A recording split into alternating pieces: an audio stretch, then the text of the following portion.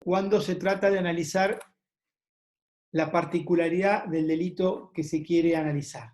En el caso de los delitos de comisión dolosa, estamos ante una modalidad en la que el comportamiento del sujeto ha sido un comportamiento activo, una acción propiamente dicha, y no una omisión, y ese comportamiento se trata de establecer si se le puede imputar subjetivamente un contenido doloso, es decir, si el autor ha actuado, aunque técnicamente no esté bien dicho, pero vulgarmente lo podemos mencionar, si el autor ha actuado con intención. Sin comportamiento humano previo no tiene razón de ser el análisis de la tipicidad. La tipicidad tiene una estructura compleja porque está integrada por un aspecto objetivo y un aspecto subjetivo. El primero está orientado a valorar el hecho desde el punto de vista externo, su materialidad, su exteriorización. Y el segundo aspecto, o tipo subjetivo, valora e imputa, es decir, atribuye, adscribe un determinado sentido o carga subjetiva en el comportamiento del sujeto al realizar el hecho, es decir, el aspecto interno.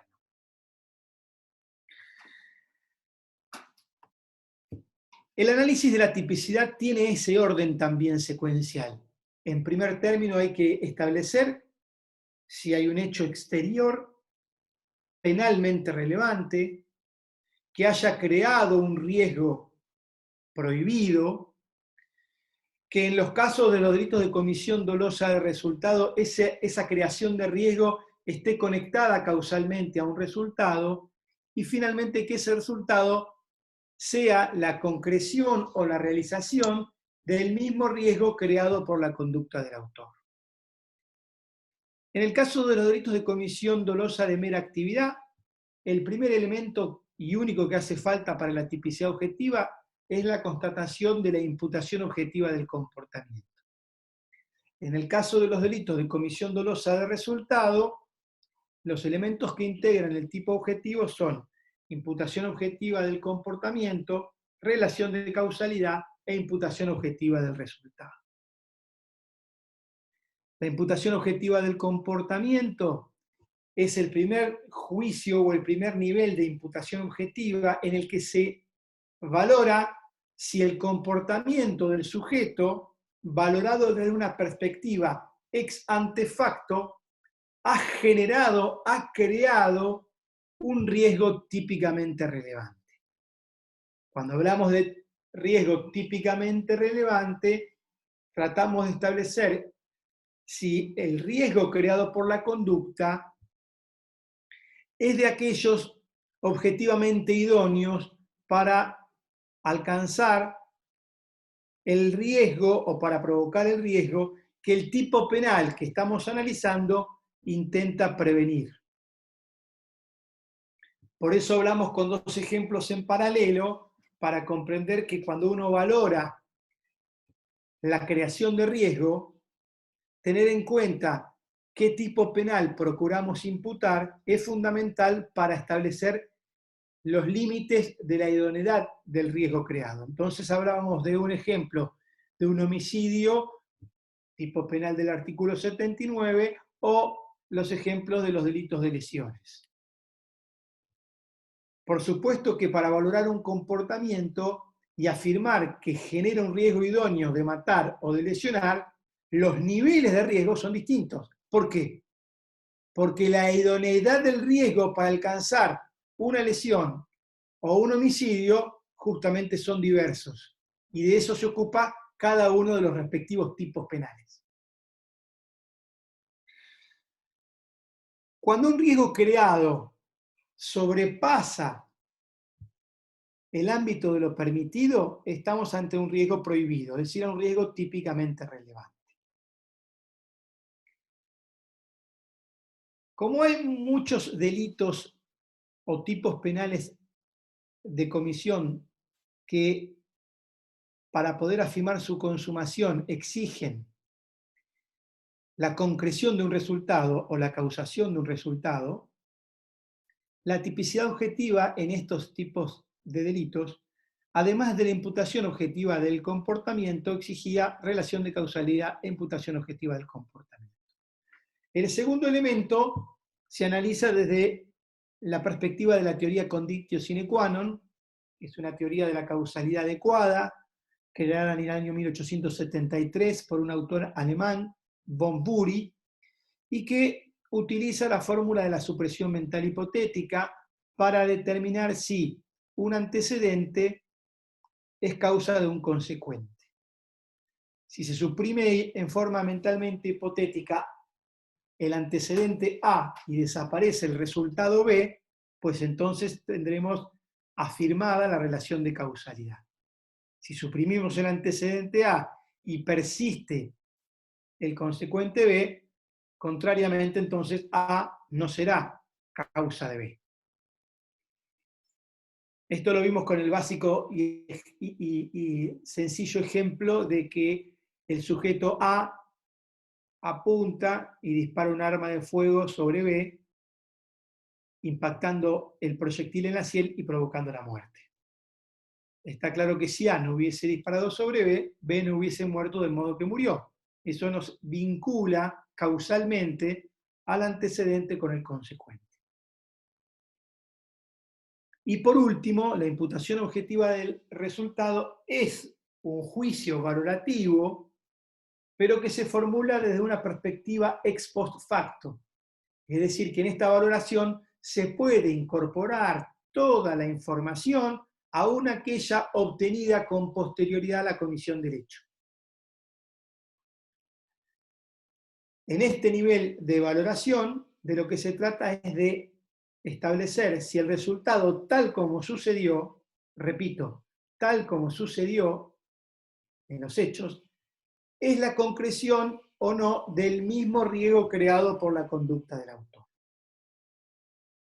Si se afirma esto último, habrá nexo de imputación, es decir, la imputación objetiva del comportamiento, la creación del riesgo prohibido y la imputación objetiva del resultado estarán vinculadas por el nexo de imputación. ¿Por qué? Porque ese resultado es la concreción del mismo riesgo creado por la conducta del autor. Por eso al autor del hecho se le puede adscribir, se le puede imputar, se le puede atribuir esa consecuencia disvaliosa a su proceder. Hoy vamos a comenzar el desarrollo analizando cuáles son los institutos o criterios normativos específicos que se utilizan en el nivel de la imputación objetiva del comportamiento para poder llevar a cabo ese juicio de valoración que comentábamos anteriormente, y cuáles son los criterios o institutos normativos que se utilizan en el segundo nivel de la imputación objetiva, que es la imputación objetiva del resultado. Justamente son criterios que se desarrollan para poder efectuar ese juicio valorativo en este segundo nivel de la imputación objetiva.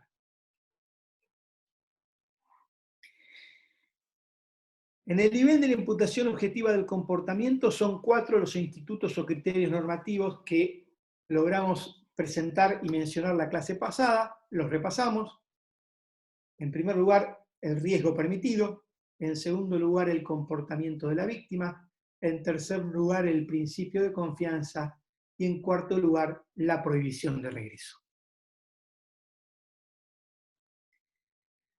Esta forma, hago esta aclaración, esta forma de presentarles esta problemática y esta temática es una conjunción de diversos autores para que ustedes puedan tener una perspectiva actualizada, moderna, de la dogmática penal que integra la propuesta de diversos autores más relevantes, como pueden ser Roxin, Jacobs, Silva Sánchez, entre otros.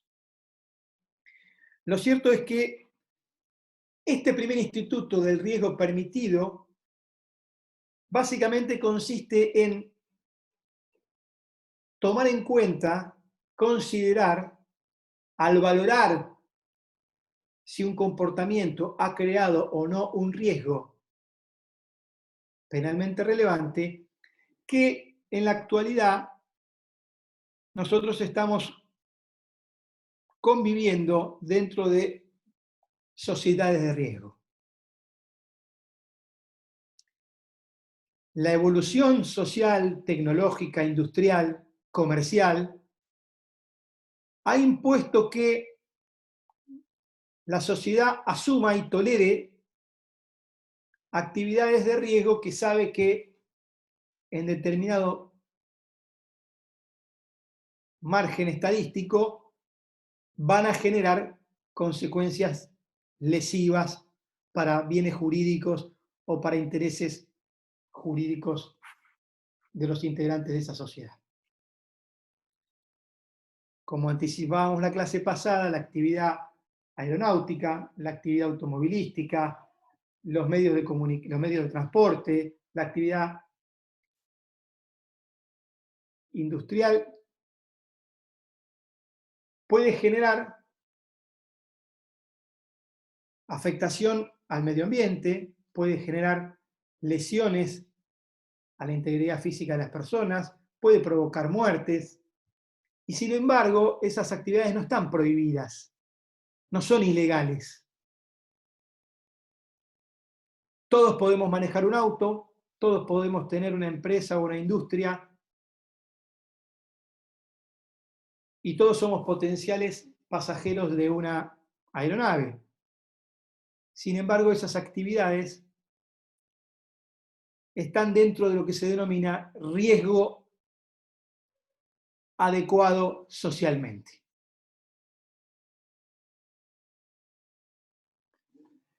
Reportan una utilidad social tal que hay un baremo, hay un límite por debajo del cual los riesgos están socialmente tolerados. Y todas las consecuencias lesivas que se provoquen dentro de ese límite forman parte de lo que se llama riesgo permitido.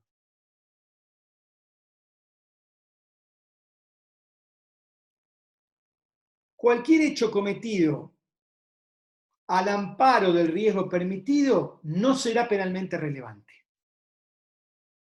Y acá hago una pausa porque es el momento adecuado para que puedan comprender lo siguiente. Los 4 institutos o criterios normativos que mencionamos, que son los que se utilizan para desarrollar la valoración en el nivel de la imputación objetiva del comportamiento, los repito: riesgo permitido, comportamiento de la víctima, prohibición de regreso y principio de confianza, tienen una naturaleza jurídica en común, que es la siguiente: son criterios limitadores de la responsabilidad por riesgos. Lo repito, son criterios limitadores de la responsabilidad sobre los riesgos. En otras palabras, cuando en la valoración que estamos efectuando llegamos a la conclusión que un determinado comportamiento de una persona se ha realizado dentro del riesgo permitido o amparado por el comportamiento de la víctima o por el principio de confianza o por la prohibición de regreso, entonces ese comportamiento no va a ser penalmente relevante. Porque cualquiera de estos 4 criterios normativos lo que hace es limitar el marco de la responsabilidad penal en la creación de los riesgos. El primero de los institutos en el sentido que acabo de explicar. Entonces, vamos con ejemplos más sencillos. Si una persona desarrolla una actividad industrial, cumple con la regulación administrativa que establece qué tipo de controles y de medidas debe tomar para contener la contaminación ambiental, Y sin embargo, en una revisación de rutina, de toma de muestras, se establece que esa industria está generando un determinado grado de polución, pero ese grado de polución está dentro de los márgenes administrativos que regula la actividad y esa industria está cumpliendo con los parámetros establecidos especialmente para esa actividad, va a estar dentro del riesgo permitido y ese porcentaje de polución no será penalmente relevante como para imputar una posible creación de riesgo del delito de contaminación ambiental. El mismo paralelismo lo pueden hacer con el ámbito de la actividad aeronáutica o el tránsito automotor. Por eso es que ustedes, si algún día deciden ejercer en el ámbito del derecho penal, dentro o fuera de la justicia y en cualquier rol que les quepa, van a poder constatar que en toda causa penal donde se investiga un posible homicidio culposo o una posible lesión culposa en el ámbito de un accidente de tránsito, lo primero que se trata de establecer es si hubo una infracción a alguna norma administrativa, por ejemplo, si el lugar donde circulaba el vehículo lo hizo por encima de la velocidad permitida, si infringió un semáforo en rojo que estaba en actividad, si no respetó la prioridad de paso, es decir, una serie de circunstancias que hacen a valorar ese comportamiento en el ámbito específicamente regulado para esa actividad. Y si a pesar de cumplir con todas las pautas administrativas y legales específicas de la actividad, igualmente se produce una consecuencia disvaliosa, como puede ser un homicidio o una lesión, muy posiblemente no se le puede imputar lesiones ni homicidio porque no haya actuado por encima del riesgo permitido. No haya actuado creando un riesgo prohibido.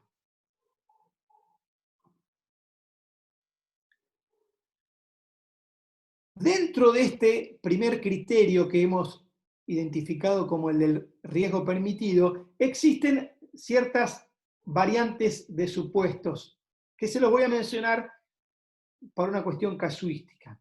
Además de este primer parámetro, que es el más importante y el más usual, que es el del riesgo permitido propiamente dicho, también existen casos que se denominan disminución del riesgo. Es decir, cuando un sujeto actúa y crea un riesgo, pero ese riesgo en realidad está disminuyendo otro riesgo más disvalioso, que es evitado por el comportamiento del sujeto, también se va a afirmar que esa conducta está dentro del riesgo permitido porque en rigor de verdad ha disminuido el riesgo. Ejemplo, una persona observa que otra no vidente está a punto de cruzar una avenida y un vehículo que venía a alta velocidad seguramente lo va a impactar y lo va a atropellar. Entonces, el sujeto que observa esta situación agarra de la mano al no vidente, lo empuja hacia atrás para que no cruce y evite ser atropellado y le fractura un dedo. ¿Hubo creación de riesgo? Sí, porque empujar a otro es un comportamiento objetivamente idóneo para provocarle lesiones. Ahora bien, ¿en qué contexto fue cometido ese hecho? Por eso se trata de una valoración integral de las circunstancias del hecho. ese comportamiento evitó un riesgo mayor, como pudo haber sido que ese auto matara al no vidente o le provocara lesiones mucho más graves que las que le termina provocando el empujón hacia atrás de la persona que lo salva. No le vamos a imputar el delito de lesiones porque esa persona disminuyó el riesgo de lesiones más graves o de homicidio respecto del no vidente. Esa es una circunstancia valorativa que forma parte del juicio de imputación objetiva del comportamiento. Estamos valorando si el comportamiento del sujeto ha creado o no un riesgo típicamente relevante de lesiones, en este ejemplo que les di. La respuesta será negativa porque va a haber actuado bajo el amparo del riesgo permitido. Está permitido crear riesgos que signifiquen disminuir y evitar un riesgo lesivo mayor.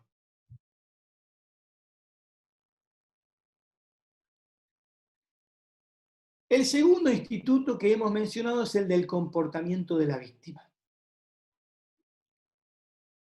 Este es un criterio valorativo que ha tenido un enorme desarrollo en la dogmática penal de los últimos 25 o 30 años, sobre todo en Alemania y en España,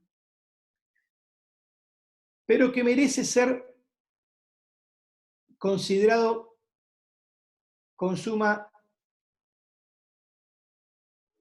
delicadeza y con sumo cuidado. Porque no se trata de echarle la culpa a la víctima, sino que se trata, como en el ejemplo anterior, de valorar un hecho en su contexto completo o integral. De lo que se trata concretamente, cuando hablamos de el comportamiento de la víctima como criterio dentro de la valoración de la creación de riesgo por parte de la conducta del autor, porque no se olvide de dónde estamos. Estamos en el primer elemento del tipo objetivo, imputación objetiva del comportamiento. Estamos valorando si el hecho realizado por el sujeto crea o no un riesgo típicamente relevante del delito que le queramos imputar. En ese contexto valorativo se tiene que tomar en consideración y valorar cuál ha sido el comportamiento de la víctima. Y aquí hay que distinguir dos subinstitutos o dos grupos de casos. Por un lado, los denominados autopuesta en peligro por parte de la víctima. Repito, autopuesta en peligro por parte de la víctima, también denominados casos de acción a propio riesgo por parte de la víctima. Y el otro grupo de casos tiene que ver con lo que se denomina la puesta en peligro de un tercero consentida por este.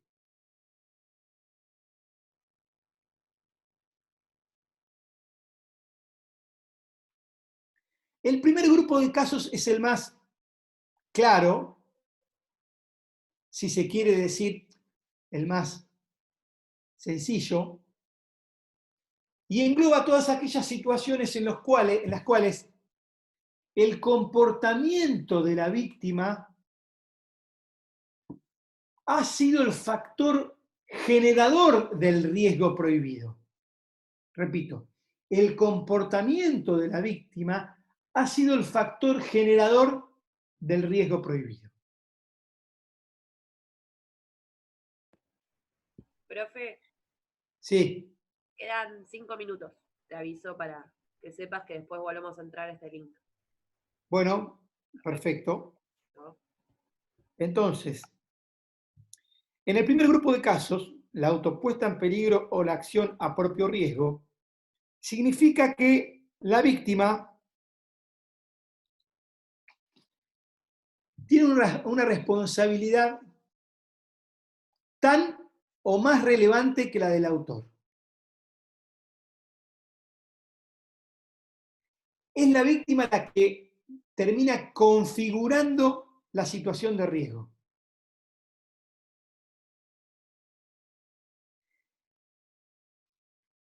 En Alemania, hace aproximadamente 10 años, hubo un famoso fallo de la jurisprudencia del Supremo Tribunal Federal Alemán, en el que se trató si se imputaba o no por homicidio al conductor de una van, de una camioneta van, a bordo de la cual iban varios adolescentes y que estaban compitiendo contra otra camioneta van en donde iba otro grupo de adolescentes. Y la diversión de todos era ver quién aguantaba más circulando parado arriba del techo de la van.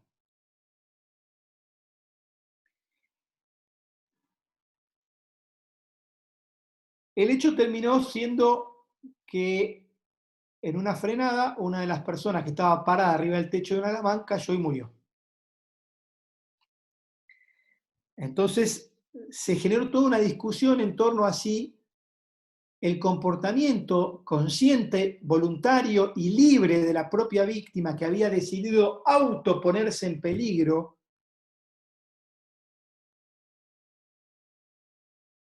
tenía la relevancia como para considerar que el autor no podía ser imputado por el homicidio a título culposo o imprudente. ¿Por qué llega hasta el Tribunal Federal Alemán? Justamente porque en las diversas instancias judiciales se fueron dando pronunciamientos contradictorios. Finalmente el Tribunal Supremo Alemán afirmó que no podía imputarse por homicidio culposo en la medida en que la víctima, en forma libre, voluntaria, consciente del riesgo al que se estaba autoexponiendo, había co-configurado esa situación de riesgo y por lo tanto no podía dejar de valorarse el comportamiento relevante de la víctima en la creación del riesgo a su respecto. Y absolvió al conductor del vehículo. Más allá de que se comparta o no la solución, lo importante para nosotros como estudiantes es que tengamos en cuenta que al valorar si el comportamiento del autor crea o no un riesgo prohibido, también se debe integrar en la valoración cuál ha sido el comportamiento de la víctima y cuán relevante o no fue en la creación de ese riesgo prohibido. Distintos son los casos de la puesta en peligro de un tercero consentida por este, porque allí la puesta en peligro está bajo el exclusivo dominio del autor, solo que la víctima lo consiente, a diferencia del caso anterior, en donde la creación de riesgo estaba a cargo de los dos, porque si bien el que manejaba la van era el autor, fue la víctima con su propia conducta la que se subió arriba del techo y generó a su respecto esa situación de riesgo con su propia conducta también. Este segundo grupo de casos trata de abarcar aquellos supuestos tan comunes en donde una persona se sienta como acompañante en el auto de otra, sabiendo que por ahí el conductor, al haber bebido alcohol, no está en las mejores condiciones ni en las condiciones legales que